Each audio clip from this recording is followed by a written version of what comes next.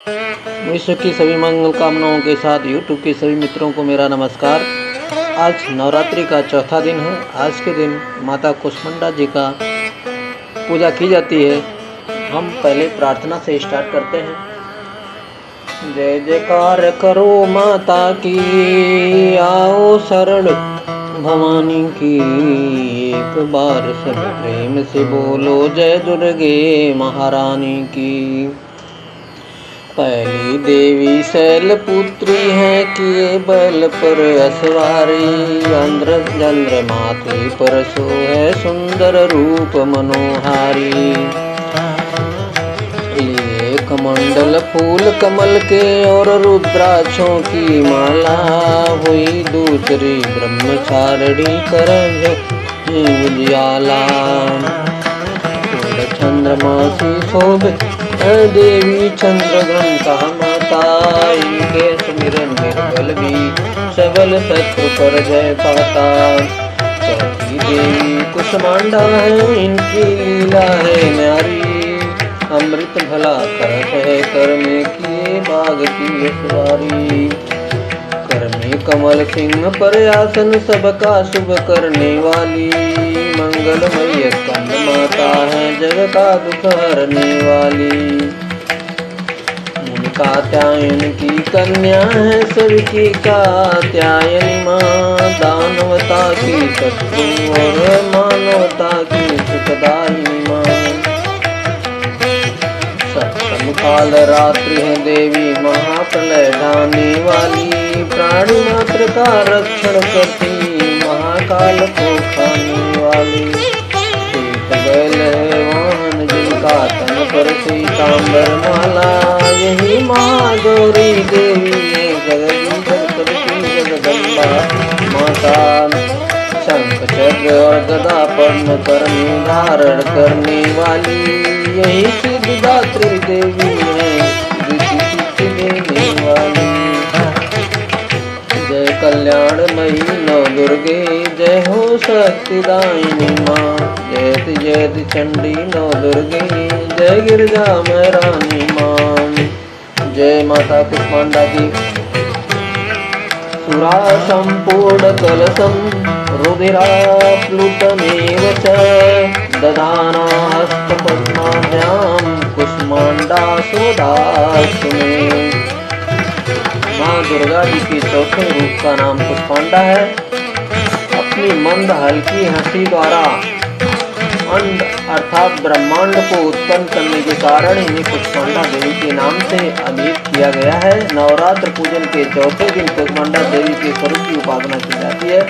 इस दिन साधक का मन अनाहत चक्र में अवस्थित होता है, अतः पवित्र मन से पूजा उपासना के कार्य में लगना चाहिए। माँ की उपासना मनुष्य को सहज भाव से भावसागर से पार उतारने के लिए सर्वाधिक सुगम और श्रेष्ठतर मार्ग है। माँ कुष्मांडा की उपासना मनुष्य को आदियों व्याधियों से सर्वथा विमुक्त करके उसे सुख समृद्धि और उन्नति की ओर ले जाने वाली है। अतः अपनी लौकिक पारलौकिक उन्नति चाहने वालों को इनकी उपासना में सदैव तत्पर रहना चाहिए। देवी की स्तुति, अम्बिका के रूप की प्रशंसा। ऋषि बोले, प्राचीन समय में शुंभ व निशुंभ दोनों असुरों ने बल के मध्य में आकर इंद्र का त्रिलोकी का राज्य और यज्ञों की भाग छीन लिए। उन्हीं दोनों ने सूर्य चंद्रमा कुबेर और वरुण का अधिकार पा लिया। वायु अग्नि का काम भी वे ही करने लगे। देवताओं को तो अपमानित पराजित एवं राज्य भ्रष्ट करके स्वर्ग से निकाल दिया। जिनके अधिकार उन दोनों असुरों ने छीन लिए थे, वे सभी पराजित देवता अपराजिता देवी का स्मरण करने लगे कि उस देवी ने तो हमें वर दिया हुआ है कि आपत्ति काल में मेरा स्मरण करने पर तुम्हारे महान संकट तत्क्षण में दूर कर दूंगी। यही वरदान विचार कर पर्वतराज हिमालय के पास सभी देवता पहुँचे। वहाँ भगवती की स्तुति करते हुए देवता बोले, देवी एवं महादेवी को नमस्कार हो, शिवा को सदा नमस्कार हो, प्रकृति भद्रा को नमस्कार हो। हम सनियम उस भगवती को प्रणाम करते हैं। रुद्र रूपा को नमस्कार, नित्य स्वरूपा गौरी एवं धात्री को नमो नमः हो, ज्योत्सना रूपणी चंद्र स्वरूपा एवं सुखमयी को निरंतर नमो नमः। प्रणाम करने वालों की उन्नत करने वाली सिद्ध स्वरूपा को नमस्कार हो। दैत्यों की लक्ष्मी राज्य लक्ष्मी श्री शंकर पत्नी माता जी को नमो नमः हो। दुर्गा संकट के पार कराने वाली दुर्ग पारा सार रूप सारा परपारणी ख्याति कृष्णा डुमरा देवी को निरंतर नमस्कार हो। अत्यंत सुंदर एवं अत्यंत भयंकर रूप उस देवी को बार बार प्रणाम हो। जगत की प्रतिष्ठा रूपा कृष्ण देवी को नमो नमः हो। जो देवी सभी प्राणियों में चेतना कही जाती है उसे बार बार नमस्कार हो। जो देवी सभी प्राणियों में निद्रा रूप से कही गई है उसे नमस्कार, उसे बार बार नमस्कार हो। जो देवी सभी जंतुओं में क्षुधा और छाया रूप से स्थित है उसे नमस्कार, उसे बार बार नमस्कार हो। जो देवी प्राणियों में क्षमा शक्ति तथा तृष्णा रूप में स्थित है उसे नमस्कार हो, उसे नमस्कार हो, उसे बार बार नमस्कार हो। जो देवी सब प्राणियों में लज्जा शांति और श्रद्धा रूप में स्थित है उसे नमस्कार, उसे नमस्कार, उसे बार बार नमस्कार हो। जो देवी सभी प्राणियों में कांति रूप में स्थित है उसे नमस्कार, उसे नमस्कार, उसे बार बार नमस्कार हो। जो देवी सभी प्राणियों में भ्रांति कांति और जो लक्ष्मी रूप से स्थित है उसे नमस्कार, उसे नमस्कार, उसे बार बार नमस्कार हो। जो देवी समस्त जीव मात्र में वृत्ति रूप में स्थित है उसको नमस्कार, उसको नमस्कार, उसको बार बार नमस्कार है। जो देवी समस्त जीव मात्र में स्मृत रूप में स्थित है उसको नमस्कार है, उसको नमस्कार है, उसको बार बार नमस्कार है। जो देवी समस्त जीव मात्र में तुष्ट रूप से स्थित है उसको नमस्कार है, उसको नमस्कार है, उसको बार बार नमस्कार है। जो देवी समस्त जीव मात्र में माता रूप से स्थित है उसको नमस्कार है, उसको नमस्कार है, उसको बार बार नमस्कार है।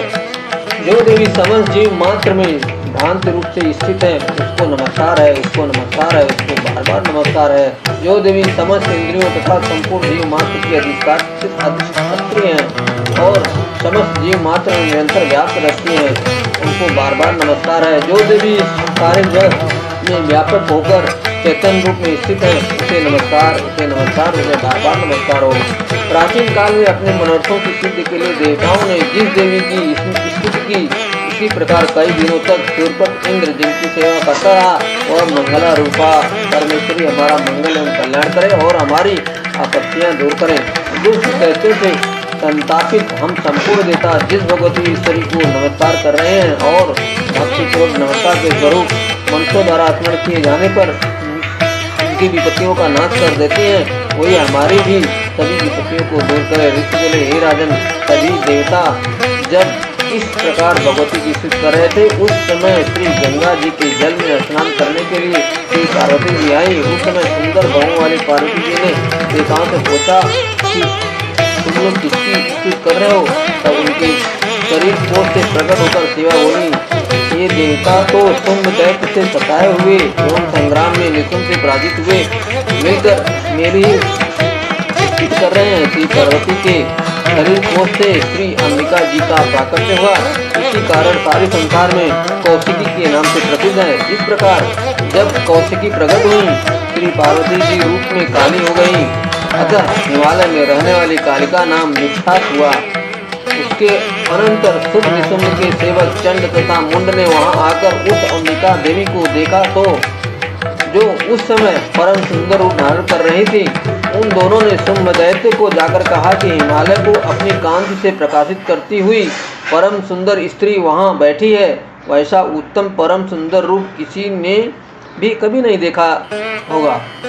हे असुरराज, वह देवी कौन होगी इस बात का आप ही पता लगाइए और उसे ग्रहण कीजिए। वह स्त्री क्या है? रत्न नहीं है, उसके तो सभी अंग बड़े मनोहर है, अपनी दिव्य कांति से दिशाओं को प्रकाशित कर रही है। हे दैतेंद्र, वह तो बैठी हुई है, आप जाकर उसे देख सकते हैं। हे प्रभु, जैसे भी हो आप उसे ग्रहण कीजिए। ऋषि बोले। तब चंड मुंड के वचन सुनकर शुंभ ने महासुर सुग्रीव को दूत बनाकर देवी के पास भेजा और कहा कि तुम मेरी ओर से उससे इस प्रकार से कहना और इस प्रकार का उपाय करना जिससे कि वह प्रसन्न होकर अत्यंत शीघ्र ही यहाँ आ जाए। यह सुनकर वह दैत्य पर्वत के उस प्रदेश पर पहुंचा जो कि अत्यंत सुंदर था। वहां पर ही देवी बैठी हुई थी। वहां जाकर उसने देवी से मधुर वाणी द्वारा कोमल वचन कहे। दूत बोला, हे देवी, दैत्यों का स्वामी शुंभ तीनों लोकों में परमेश्वर है, मैं उसका दूत हूँ। मुझे उसने आपके पास भेजा है। मैं वहाँ जो उसकी आज्ञा न मानता हो उसे परास्त कर देता हूँ। उसने सभी देवता परास्त कर दिए हैं। अब आपके लिए जो संदेश है वह मुझसे सुनिए। उसने कहा कि सारी त्रिलोकी मेरी हो चुकी है, सभी देवता मेरे अधीन हैं, सभी यज्ञ भाग पृथक पृथक करके मैं ही पा रहा हूँ। त्रिलोकी भर के उत्तम सभी रत्न मेरे अधीन हो चुके हैं। इंद्र के श्रेष्ठ वाहन ऐरावत हाथी को मैंने छीन लिया है।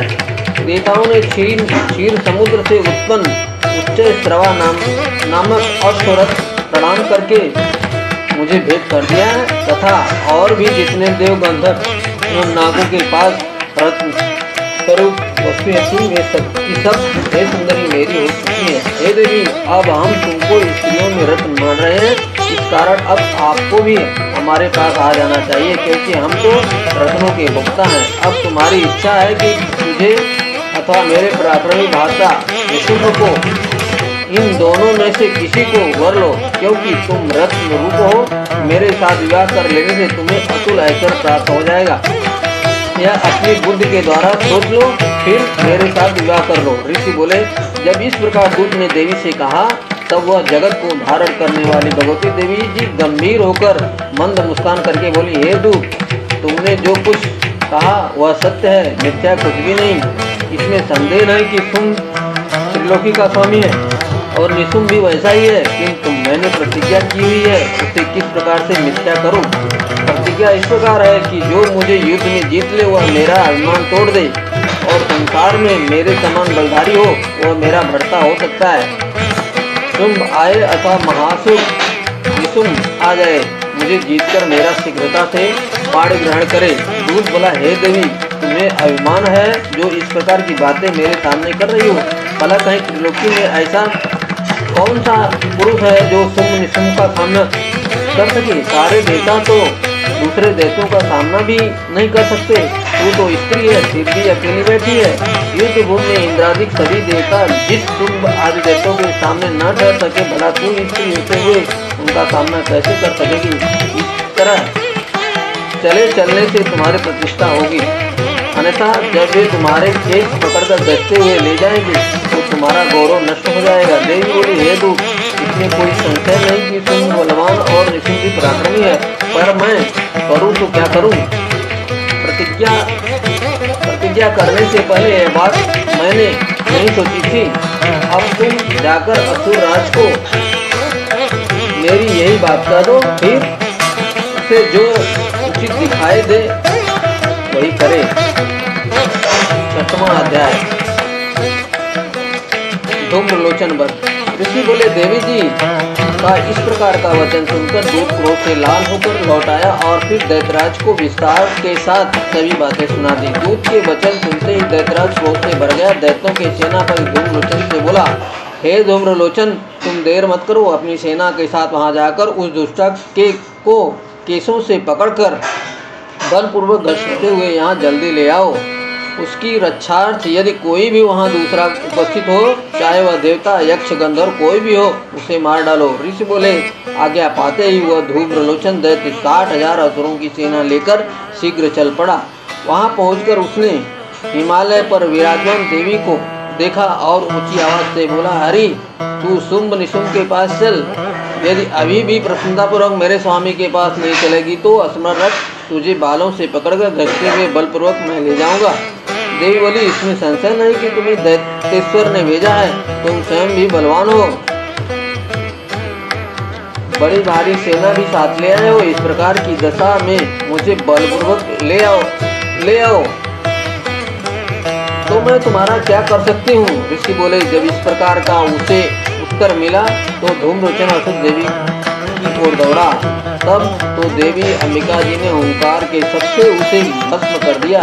फिर तो असुरों की क्रोध में आई बड़ी सेना तथा अंबिका जी ने एक दूसरे पर तीक्ष्ण बाण शक्तियां परसे आदि बरसाने आरंभ कर दिए। इधर देवी जी का वाहन सिंह भी कुपित होकर भयंकर नाद करता हुआ अपने बाल लटकारता हुआ असुरों की सेना पर उछल पड़ा। उस सिंह ने कुछ असुरों को पंजों की मार से एवं कुछ एक को अपने जबड़ों से तथा कई महाराष्ट्र को नीचे पटककर दांतों व दाढ़ों से विदित करके मार डाला। कितने एक दैत्यों के केसरी ने नाखूनों से पेट फाड़ डाले। कितने एक दैत्यों को तल प्रहार कर उनके सिर धड़ से पृथक कर डाले और अन्यों की भुजाएं सिर आदि छिन्न कर दिए। कितनों के पेट फाड़कर गले के बाल फटकारते हुए सिंह ने रुधिर पान किया। अत्यंत कुपित हुए देवी जी के वाहन बलवान सिंह ने क्षण भर में दैत्यों की सेना क्षय कर दी। देवी जी ने उस असुर धूम्रलोचन को मार डाला। देवी जी के वाहन सिंह ने भी सारी सेना का क्षय कर दिया। शुंभ ने जब यह सुना तो उसके क्रोध का पारा चढ़ गया और उसके होठ कांपने लगे।